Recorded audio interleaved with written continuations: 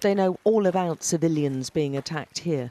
This small village community just south of the Ukrainian capital has been torn apart by Russian bombs. Almost an entire street disappeared in an instant. 3 children and 3 adults were killed, devastating their families and the whole neighborhood.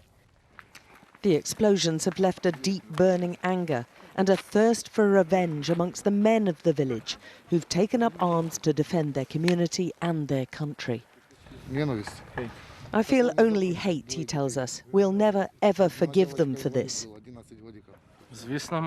Another says they have to close the skies. The rest of the world have to become involved and close the airspace above Ukraine.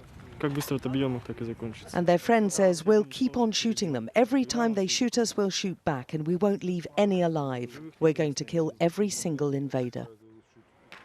Those who survived the explosions are still sifting through what's left of their lives to piece together precious possessions or memories.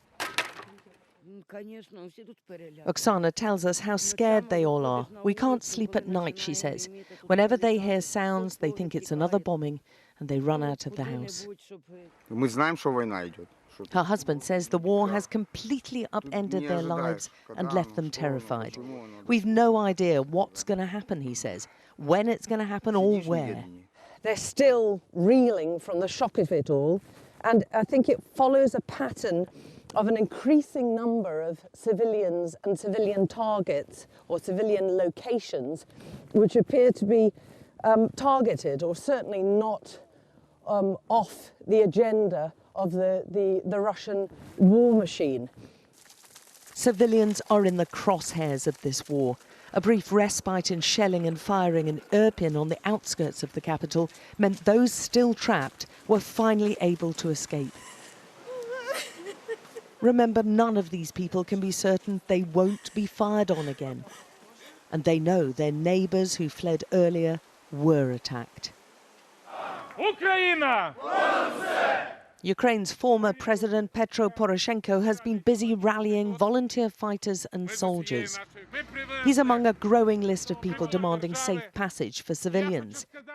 We were with him as he boosted morale and championed the bravery of the troops. Their job protecting the critically important southern route out of the capital is crucial, and he brought fresh weapons and supplies to help. If this route is taken by the Russian military, the capital will be encircled. If Ukrainians could win on defiance and courage, they would win. But they need more than defiance and courage, don't they? And at the moment, the capital is slowly being encircled. First of all, remove the word if. We definitely win. This is first message.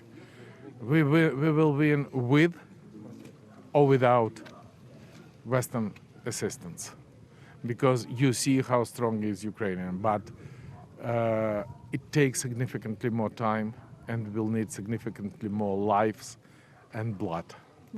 And this is just the decision from our partners in the West.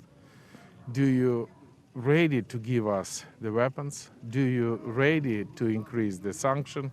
Do you ready to do all of this to minimize Ukrainian blood and Ukrainian lives? Please do that immediately. The former president took us to see another residential area which had been hit.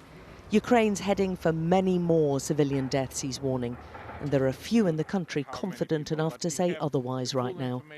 Alex Crawford, Sky News in Vasilkiv.